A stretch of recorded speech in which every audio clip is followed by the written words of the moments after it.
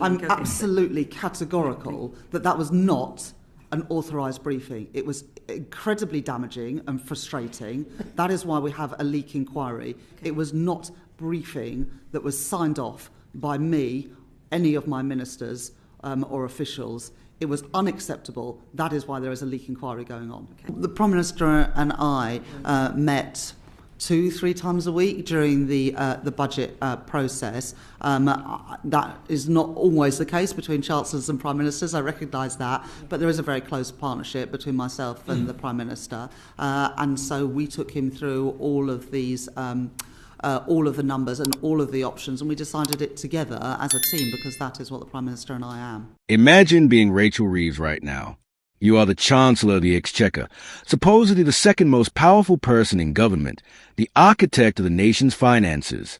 You unveil a budget that includes £26 billion worth of tax rises, break a manifesto promise so blatantly that even Labour voters are wincing, and then when the political fallout hits like a freight train, you essentially point at your boss and say, well, he was in the room too. Welcome to December 2025. Where the Labour government's tax scandal just got a whole lot messier, and Rachel Reeves might have just thrown Keir Starmer under the biggest bus in Westminster history. Quick favour, if you are already gripped by this absolute mess, hit that subscribe button and smash the notification bell. Over 94% of you have not subscribed yet. It is free, takes literally 1 second, and it helps us keep bringing you the political drama you cannot look away from. Cheers if you did. Now, back to the carnage. Right? Let us set the stage here. Rachel Reeves appeared before the Treasury Select Committee this morning, and it was supposed to be a routine grilling. You know the drill. MPs ask probing questions. The Chancellor gives carefully rehearsed answers. Everyone goes home. Nothing changes.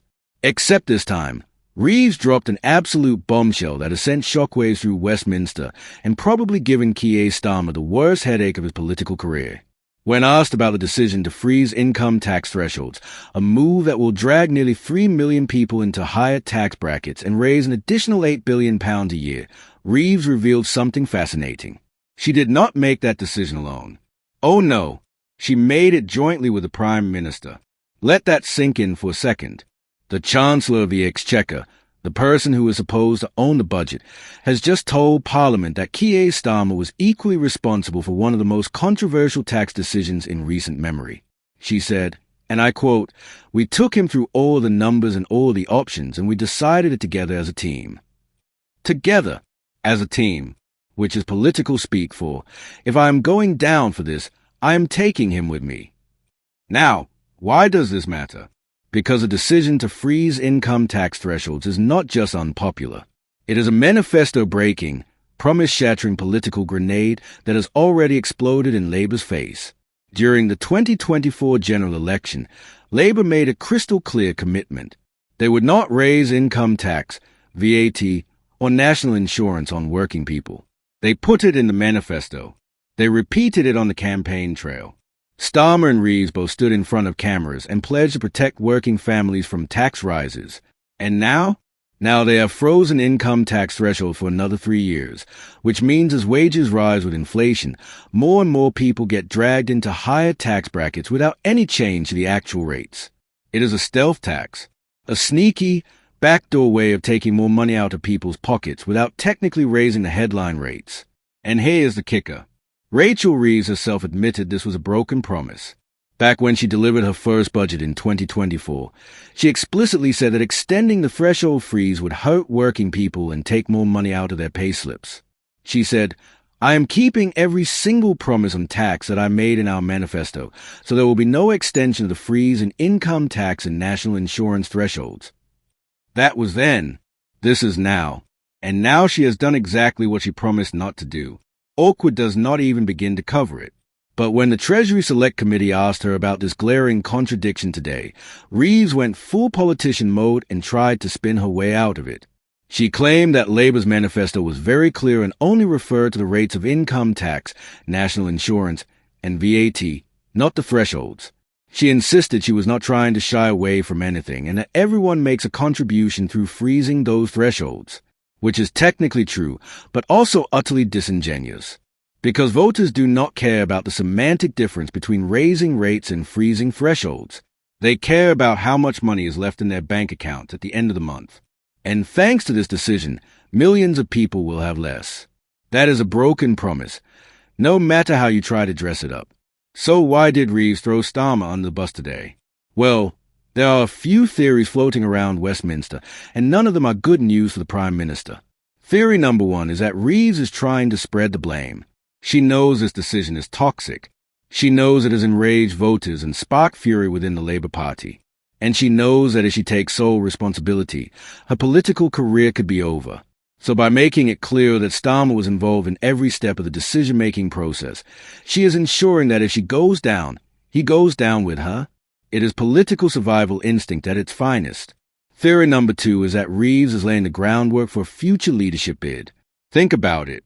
If Starmer's popularity continues to tank, if the tax backlash gets worse, if Labour MPs start openly questioning his leadership, then Reeves can position herself as a loyal deputy who is just following orders. She can say, I wanted to protect working people, but the Prime Minister insisted on these tax rises.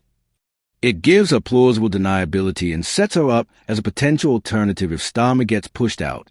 Clever, if slightly ruthless. Theory number three is that Reeves is genuinely just being honest. Maybe she does see her relationship with Starmer as a close partnership where big decisions are made together. She did say they met 2 or 3 times a week during the budget process, which she acknowledged is not always the case between chancellors and prime ministers. Maybe she genuinely believes they are a team and should share credit and blame equally. Or maybe she is just naive about how politics works, because in Westminster, loyalty is a one-way street, and throwing your leader under the bus rarely ends well. But here's where this story gets even juicier. Because the budget itself was an absolute disaster from start to finish, and not just because of the tax rises. The whole thing was overshadowed by a deluge of leaks and an embarrassing error by the Office for Budget Responsibility. Key details of the £26 billion tax raid were accidentally published online, before Reeves even stood up to deliver her speech. It was a monumental cock-up that left the Chancellor looking incompetent and raised serious questions about who was leaking information from the Treasury. And then there's Richard Hughes, the Chief of the Office for Budget Responsibility, who handed in his resignation shortly after the leak scandal. Now, officially, his departure is unrelated. But the timing is suspicious, to say the least, when the head of a major economic institution resigns right after a budget leak fiasco. People ask questions, and those questions usually start with, what the hell is going on behind the scenes? Nigel Farage certainly had questions. He reported Rachel Reeves to the Prime Minister's independent ethics advisor, calling for an investigation into whether she breached ministerial rules. Farage has been calling for her resignation, and while he is hardly an unbiased observer, he is not the only one raising eyebrows. Plenty of people across the political spectrum are wondering how a budget can leak so comprehensively and who is responsible for such a catastrophic failure of operational security. When the Treasury Select Committee asked Reeves today if she was in control of all media briefings and political operations inside Number 11, she said yes. She insisted that leaks are not acceptable and that an investigation is ongoing. But here's the thing. If she is in control, then the leaks happened on her watch. Either she allowed them to happen, which makes her incompetent, or she did not allow them but could not stop them, which also makes her incompetent. There's no good answer here, and this is where the whole thing starts to feel like a slow-motion political car crash. You have got a Chancellor who has broken a key manifesto promise, presided over a leaky budget process, and is now publicly sharing blame with the Prime Minister. You have got a Prime Minister whose approval ratings are already dire, and who is now being explicitly tied to deeply unpopular tax decisions. You have got an opposition that is absolutely loving this, using every opportunity to batter Labour over broken promises and fiscal incompetence. And you have got a Labour Party that is starting to look dangerously divided, with MPs quietly muttering that maybe, just maybe, they backed the wrong horse. The broader question here is whether this tax raid was worth it. Labour would argue that it was necessary to fix public services, fund the NHS, and repair the damage done by years of conservative austerity. They would say that tough decisions had to be made, and that freezing thresholds was the least worst option. But here's the problem.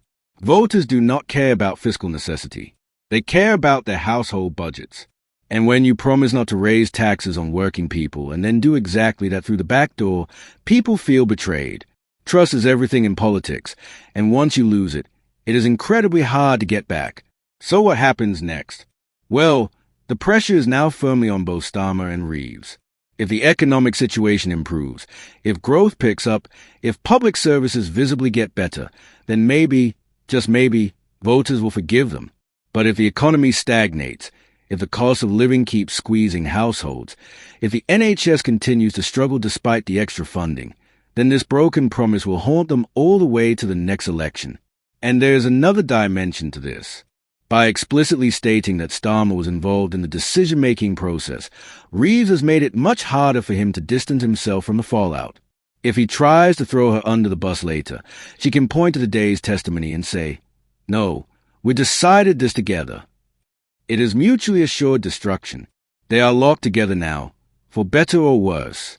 If one goes down, the other probably goes with them. Meanwhile, the Conservative Party and Reform UK are absolutely salivating over this.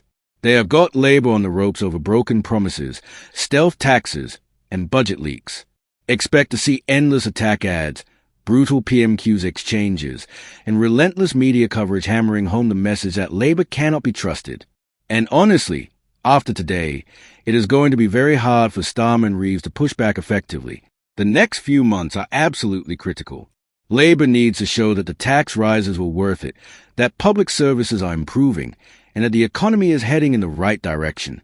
If they cannot do that, if the polls keep getting worse, if the internal grumbling gets louder, then we could be looking at a genuine leadership crisis. And based on today's testimony, Rachel Reeves has made it very clear that if she is going down, she is taking Keir Starmer with her. Thanks so much for watching. This story is far from over, and we will be here covering every twist and turn.